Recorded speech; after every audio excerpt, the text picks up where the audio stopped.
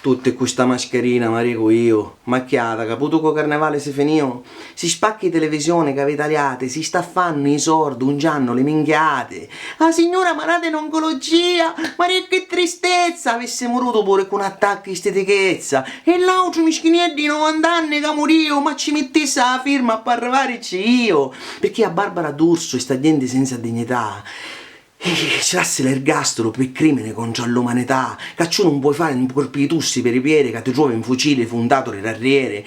Gli amici miei, Lourdes e Futusi Rina Vita, si resero tutti una bella puliziata, che quando i pila ingrasciati, l'acqua e lo sapone del carro, dissero «Oh, ma che minchia sta succedendo?» E così, alla faccia in culo della crisi, i supermercati si vennero tutte cose. Vado accattato magari a Simmental, i Viuste e Leo Galbanino, meno male che ero tutto rivalato fino.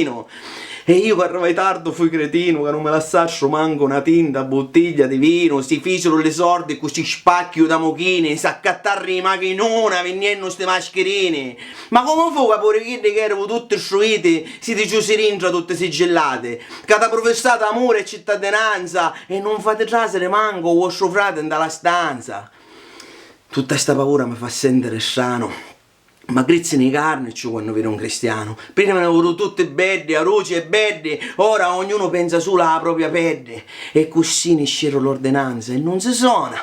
E lo mondo si fanno tutta la quarantena. E l'amici miei non mi ospita più nudo perché dicono che sogno troppo giramondo. E quindi, in mezzo a tutto sto schifio, con la piglia andò culo, sogno sempre e solo io. E non mi fa paura né la malattia né la morte. Mi fa paura sta cattiveria così forte che non conosce né amici né parenti, ma poi la vanno cosuzza e niente, perché il virus si guarisce, ma per l'ignoranza non c'è medicina, non c'è vaccino, non c'è speranza.